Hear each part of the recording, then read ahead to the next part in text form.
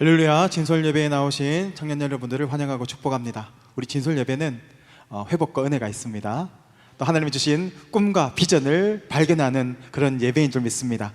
오늘도 이 예배를 통하여서 하나님께서 여러분에게 주시고자 하는 꿈과 비전을 소유하고 그렇게 달려나가는 우리 진솔 청년들 되시기를 주님의 이름으로 축복합니다. 오늘 기도가 너무 은혜스러워가지고 기도하고 있다가 오늘을 일찍 마쳐야 되겠다.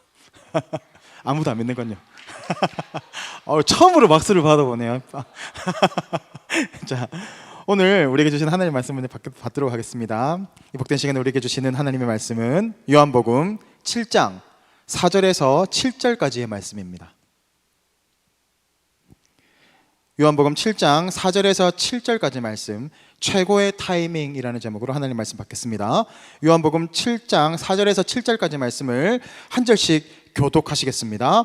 스스로 나타나기를 구하면서 묻혀서 일하는 사람이 없나니 이 일을 행하려 하거든 자신을 세상에 나타내소서 하니 이는 그 형제들까지도 예수를 믿지 아니함이러라.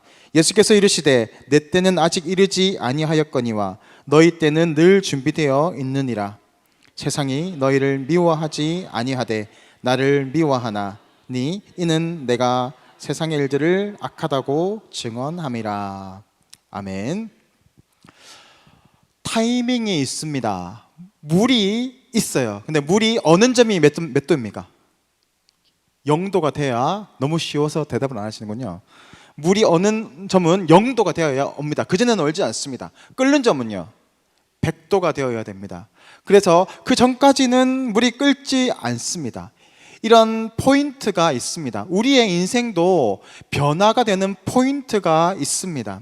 그래서 하나님은 우리의 변화의 포인트를 너무너무 잘 알고 계십니다. 그런데 우리는 잘 모릅니다. 내가 생각하는 포인트가 대부분 맞지 않을 때가 더 많습니다. 그래서 우리는 내 포인트를 알지 못하기 때문에 하나님께 자꾸 맡겨드리고 그 말씀의 기준 가운데 살아가다 보면 어느 순간 그 포인트에 이르게 되고 내 인생이 변화되고 그렇게 놀라운 그 역사를 체험하게 되는 그런 일들이 우리 삶 가운데 일어나게 됩니다.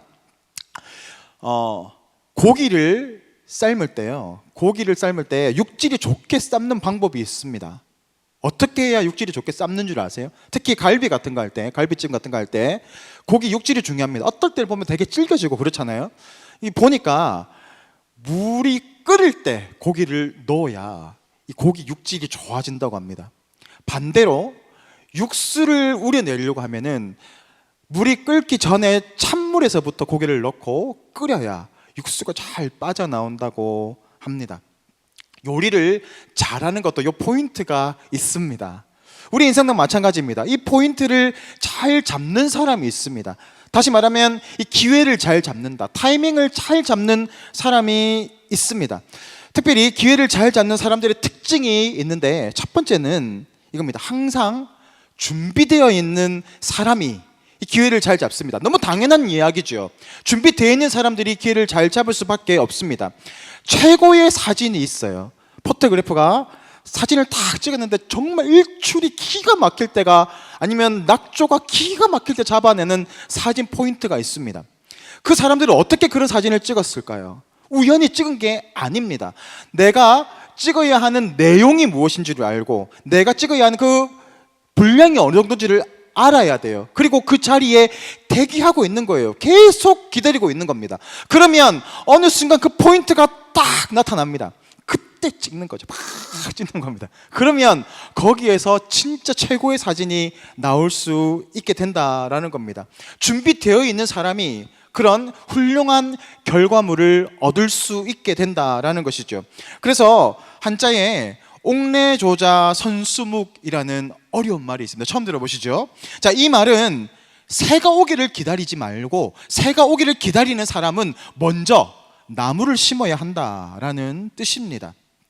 내가 기회를 잘 잡아내기 위해서는 내가 먼저 기회를 잡을 수 있는 실력이 있어야 되는 거죠. 그리고 그것을 잡기 위해서 내가 꾸준히 그 자리를 지켜나가는 인내의 시간들이 반드시 필요하다라는 겁니다. 그래서 이런 사람들이 기회를 잘 잡아낼 수 있어요. 두 번째로 기회를 잘 잡는 사람의 특징이 있는데 바로 생각을 정리하는 사람입니다. 여러분 생각은 어떻게 정리하십니까? 대부분의 사람들은 이 생각을 정리할 때 꼭 글로 써야 합니다. 내가 바라고 있는 목표가 무엇인지, 내가 지금 어떻게 살아가고 있는지, 내 생각이 어떤 것인지를 정리하기 위해서는 반드시 글로 내 생각을 정리할 필요가 있습니다. 내가 글로 자꾸 적다 보면 생각이 명확해집니다. 그리고 내가 지금 목표가 없다는 걸 알게 돼요.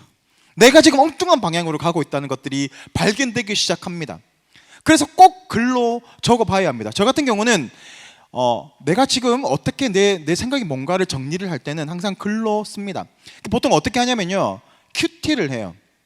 큐티를 하고 하나님 말씀을 보고 나서 하나님의 말씀이 이런 것이구나, 그 말씀에 비추어서 나를 돌아봅니다. 그러면 내 모습이 보이기 시작해요. 그러면 글로 막 적어요.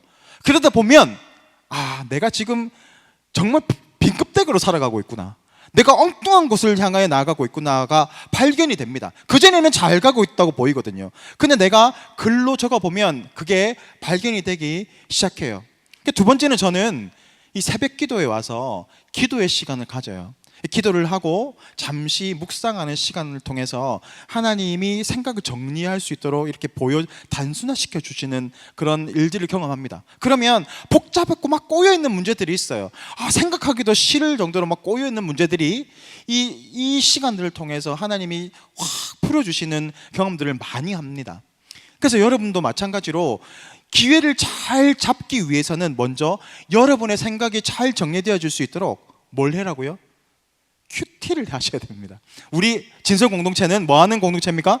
큐티하는 공동체예요. 그렇습니다. 큐티하는 공동체입니다. 큐티하다 보면 여러분의 생각이 정리가 되고, 특별히 하나님이 여러분에 대해서 무엇을 요구하시는지, 어떻게 여러분의 인도에 가실지를 명확히 보여주는 그런 시간이 됩니다. 그래서 여러분의 길을 이 큐티를 통해서 잘 만져가시고, 특별히 또 새벽에 나와서 아니면 저녁에 나와서 기도하는 시간을 통해서 여러분이 하나님에게 여러분에게 보여주시는 것들을 발견하는 그런 기회들을 많이 가지기를 원합니다. 세 번째로 기회를 잘 잡는 사람들의 특징이 있는데, 바로 이 직관력을 위한 훈련을 하는 사람이다라는 겁니다. 직관력. 그러니까 우리가 계획을 합니다. 이 뭐죠? MBTI 보면 제일 마지막에 P하고 J죠. J가 막 계획하는 거죠. 물론 계획하는 게 중요합니다. 그런데 이 기회를 잘 잡는 사람의 특징은 이 직관력이 발달되어 있는 사람이라고 하는데요, 이게 훈련되어 있는 사람이 기회가 오면 이게 기회구나 하고 탁 캐치해낼 수 있다라고 하는 거죠. 그래서 말콤 글래드웰이라는 사람이 그의 책 블랭크에서 직관력을 훈련하는 3가지 방법을 소개하고 있는데요, 첫 번째가 비움입니다. 비움. 내 속에 있는 것을 비웁니다. 그 속에 장을 비우는 게 아니고요. 뭘 비우는 걸까요? 이 비움이라는 것은 욕망을 비우는 거예요. 이 욕망이라는 것들이 욕심이죠. 그러니까 뿌옇게 유리에 뿌옇게 뭐가 끼어 있으면 앞이 잘 보이지 않잖아요. 마찬가지로 내 마음에 욕망이라는 것들이 쫙 끼어 있으면 정말 욕심 때문에 보이지 않습니다. 그래서 기회가 와도 알 수가 없게 되는 거죠. 그러니까 이 비움의 훈련이 필요하다라는 겁니다. 두 번째로는 생각을 단순화하는 겁니다. 문제가 복잡하게 막 꼬여있는 부분들이 많잖아요. 그런데 자꾸 크게 보는 거예요. 넓게 봐서 이 문제가 뭔지에 대해서 단순화시켜가는 거죠. 지금 뭔가 자꾸 문제가 있는데 자세히 보니까 관계 문제야. 이 관계 왜 문제일까? 봤더니 요런 문제인 거예요. 금전의 문제인 거야. 아니면 말 한마디의 실수의 문제인 거죠. 그걸 단순화시켜서 보면 이 문제가 쉽게 풀려지게 된다는 거죠. 그래서 이 단순화 훈련이 필요하다라고 합니다. 마지막으로 집중의 훈련이 필요하다라는 거예요. 집중하는 거죠. 내가 지금 그 일을 집중해서 바라보게 되면 현재의 일들에 대한 이 눈이 열립니다. 통찰력이 생깁니다. 자꾸 거기 훈련을 하면요. 그리고 미래에 대해서 해안이 열린다고 합니다. 자꾸 집중해 보는 거예요. 어떤 문제에 자꾸 집중해 보는 훈련을 하는 거죠. 그러면 기회를 잘 잡을 수 있는 이 직관력을 키워나갈 수 있다라는 거죠. 여러분, 이 3가지 훈련은 어디서 할 수 있을까요? 비움, 비워라. 뭐 절에도 하더라고요. 욕심을 비워라, 무서워요. 이거 말고 내 안에 욕심과 정욕을 비우고 어디에? 진리에 맞춰 나가는 훈련은 어디서 합니까, 여러분? 어디서 합니까? 안 받아보셨어요? 교회에서 하잖아요. 내 욕심을 자꾸 비우고 하나님에게 자꾸 우리 삶을 맡겨드리는 훈련, 이게 바로 교회에서 들어가는 거예요. 그리고 하나님 은혜 안에 있으면 하나님의 길을 자꾸 보여주시는 부분들이 있어요. 그런 문제들이 단순화되고 또 하나님의 뜻에 자꾸 집중해 나아갈 수 있는 훈련들이 바로 이 예배와 또 훈련을 통해서, 양육 훈련을 통해서 이루어질 수 있습니다. 그러니까 우리가 신앙생활만 잘해도 이 준비되는 인생으로 또 그렇게 기회를 오면 탁 잡아낼 수 있는 이 직관력을 잘 훈련할 수 있다라는 거죠. 다시 말하면 뭡니까? 우리가 하나님 안에 있으면 기회를 잘 잡을 수 있고 하나님이 그 길을 열어갈 수 있도록 능력을 허락해 주신다라는 겁니다. 그러니까 우리가 예배 안에서 우리가 잘 성장해 나가기를 축복합니다. 오늘 예수님도 이 타이밍을 보고 있습니다.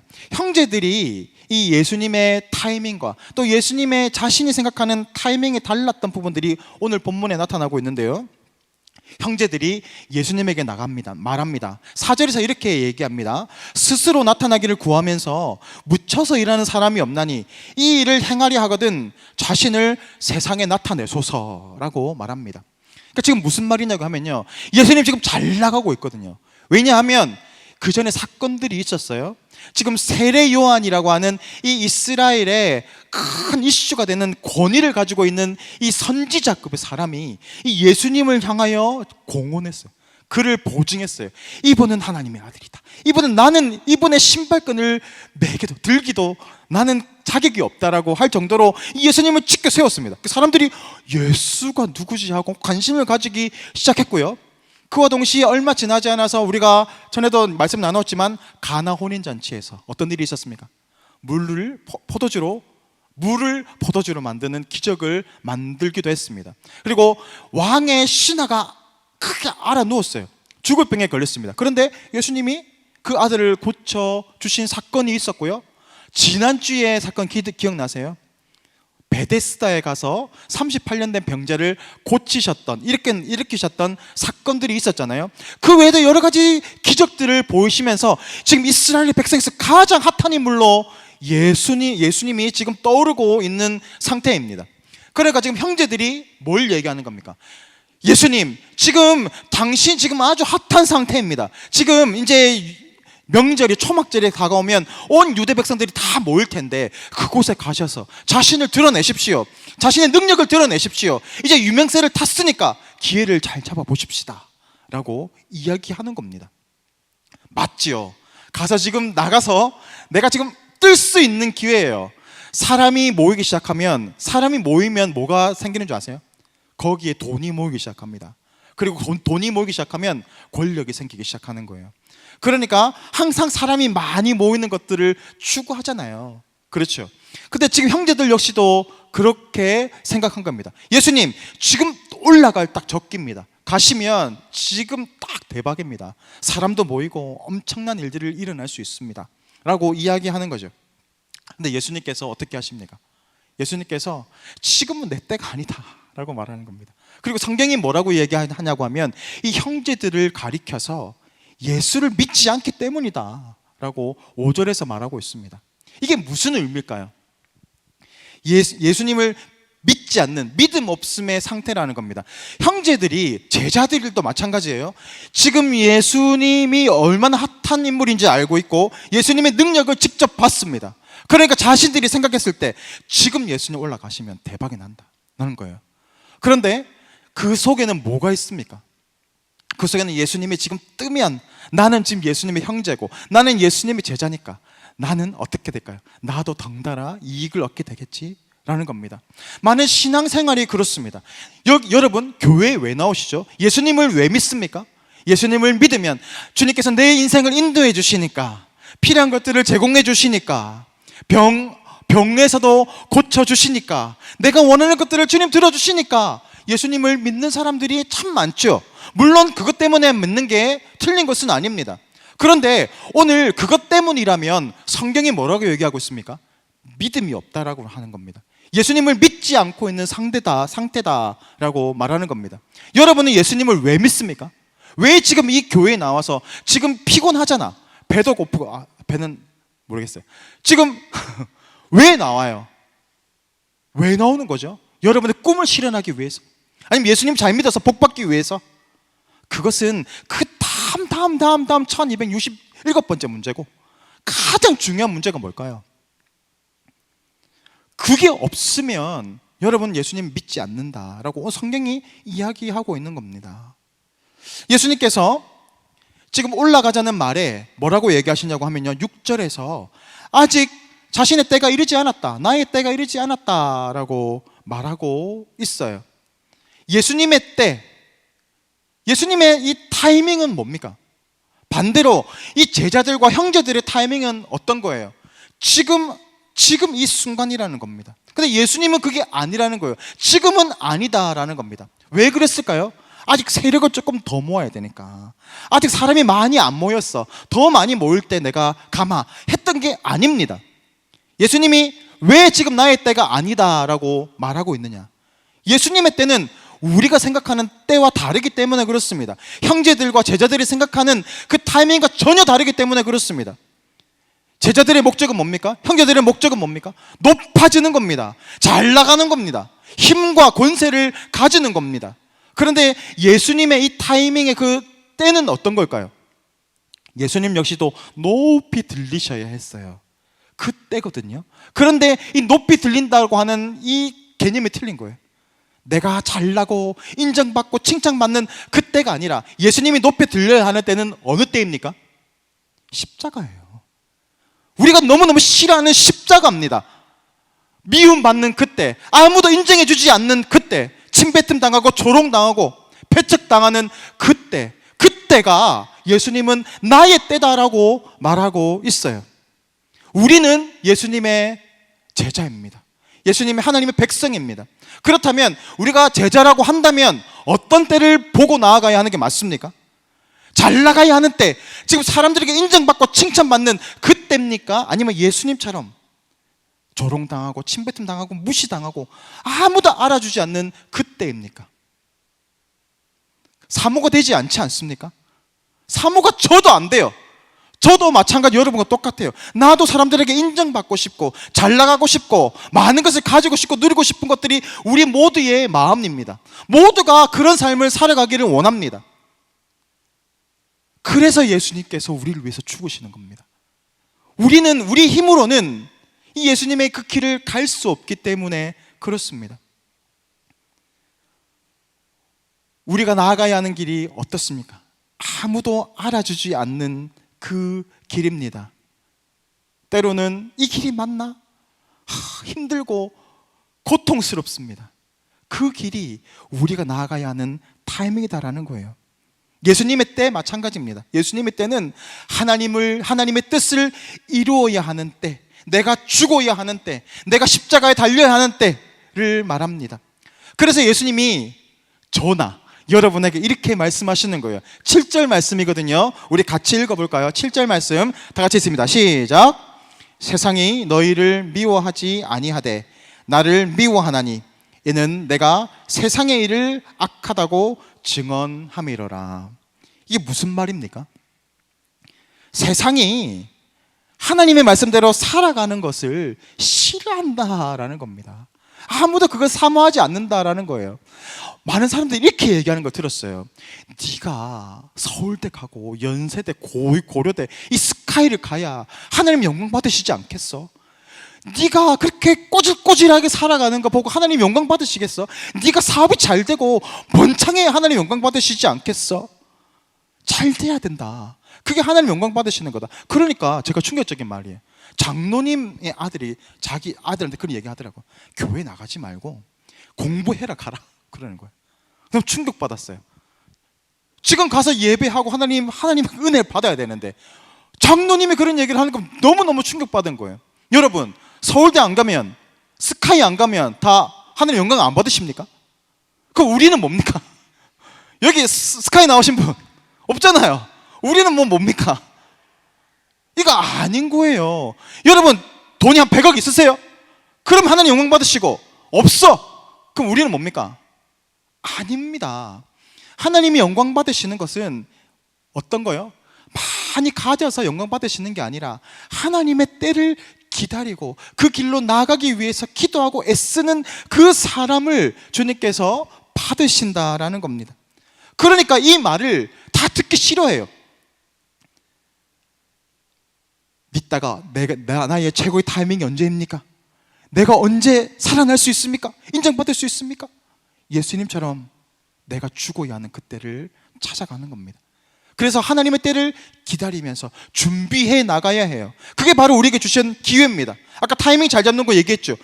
바로 준비되어 있어야 합니다. 이 준비가 되어 있어야 하나님의 백성답게 살아갈 수 있어요. 십자가를 길을 나아갈 수 있습니다. 그거 아니면 오늘 뭐라고요? 아까 성경에서 뭐라 그랬습니까? 예수를 믿지 않기 때문이라. 하나님께 갔는데 하나님 너 믿음 없다라고 이야기하면 어떻게 하겠습니까? 네가 나의 때를 위해서 네가 한 게 무엇이냐, 네가 최고의 타이밍을 잡아서 그렇게 살아갔느냐라고 물으신다면 우리가 뭐라고 대답할 수 있을까요? 나를 부인한다라는 의미가 뭘까요? 나를 따라오려거든 십자가를 지고 나를 부인하라. 나를 부인한다라는 의미. 내 때, 나의 방법, 나의 생각, 나의 의도를 다 내려놓고 뭐예요? 하나님의 때, 하나님의 방법, 하나님의 말씀을 쫓아 나아가는 것. 그게 바로 나를 부인하는 겁니다. 나를 부인하면 정말 힘들어요. 정말 죽을 것 같아요. 이게 맞는 것인지, 내가 지금 잘 살고 있는 것인지 헷갈리기 시작합니다. 왜냐하면 세상은 그렇게 살아가지 않거든요. 세상은 그렇게 사는 것은 미련하다고 하거든요. 그런데 그 미련한 삶을 누가 사셨습니까? 예수님이 그렇게 사셨습니다. 그리고 예수님께서 나를 따라오라라고 말씀하셨어요. 우리 힘으로는 그렇게 쫓아갈 수 없습니다. 그래서 예수님께서 우리를 대신해서 죽으시고 누구를 보내주셨습니까? 성령님을 보내주셨어요. 그래서 이 성령님을 통해서 내가 그렇게 살아갈 수 없는 십자가의 길, 고난의 길, 절망의 길, 소망이 없는 그 길을 넉넉하게 나아갈 수 있도록 인도해 가시는 겁니다. 그래서 우리가 바라보아야 하는 게 뭘까요? 예수님의 그 비하, 죽으심, 거기에만 주목할 게 아니라 그렇게 순종하시고 하나님의 때를 기다리시고 나아가서 그렇게 십자가에 달려서 죽으셨더니 어떻게 되셨어요? 하나님께서 그를 부활시키시고 하늘에 올리셔서 가장 존귀한 인생으로 세워 가셨다. 우리가 추구해야 하는 목표가 바로 이것입니다. 이 세상에서 잠시 잘 살고 떵떵거리며 사는 그 인생이 아니라 예수님처럼 영원히 왕노릇하고 영원히 하나님의 백성답게 영광스러운 인생으로 살아가는 것. 내 인생 마지막에 내 인생을 참 잘 살았구나, 많은 열매들을 가지고 하나님께 나아갈 때 얼마나 하나님 기뻐하실까, 그런 인생으로 살아가는 것과 마지막에 수천억을 가지고 있어도 이것 가지고 나 아무것도 할 수 없구나, 내가 헛살았구나 후회하는 인생, 어떤 것을 살아가시겠습니까? 오늘 말씀은 이야기합니다. 우리가 붙잡고 나아가야 하는 것이 무엇인가? 내가 어떤 때를 바라보며 나아가야 하는가? 내가 붙잡아야 하는 타이밍은 언제인가? 주님의 때를 기다리며 나아가야 합니다. 예전에 어떤 선교사님과 이런 얘기를 했어요. 선교사님, 하나님의 뜻을 어떻게 알 수 있습니까? 라고 물었어요. 근데 그 선교사님이 이렇게 얘기하더라고요. 내가 하고 싶은 것과 하기 싫은 것들이 있대요. 근데 자기는 뭘 선택할까요? 하기 싫은 걸 선택한대요. 그게 내 육체적인 정욕과 전혀 안 맞기 때문에 그렇다는 거예요. 내가 하기 싫은 것들을 하면 그게 옳은 일이다라고 그분이 이야기를 하더라고요. 저도 어느 부분 인정하는 부분들이 있습니다. 우리는 그렇게 살기를 원하지 않고 그렇게 살 의지가 없잖아요. 그런데 우리 안에 성령께서 우리를 계속 변화시켜 주시고 무엇이 존귀하고 영광스러운 것인지 눈을 뜨게 해주셔서 우리의 인생이 마침내 열매를 맺고 영광스러운 하나님의 그리스도의 제자로 살아가는 그런 복된 인생으로 우리를 인도해 가실 줄 믿습니다. 우리도 오늘 그런 복된 인생으로 살아가시기를 주님의 이름으로 축복합니다. 이제 나같이 기도하겠습니다. 하나님 아버지, 하늘 감사합니다. 우리는 연약하지만 주님께서 우리를 통하여서 위대하고 놀라운 일들을 만들어 가실 것을 기대합니다. 오늘도 주님께서 나아가셨던 그 길로 우리가 나아가게 하여 주시고 내 생각과 내 방법과 내 때가 아니라 오늘도 주님의 때, 주님의 방법으로 순종하며 나아가는 우리의 삶이 될 수 있도록 주님 역사하여 주시옵소서. 감사드리며 예수 그리스도의 이름으로 기도드립니다. 아멘.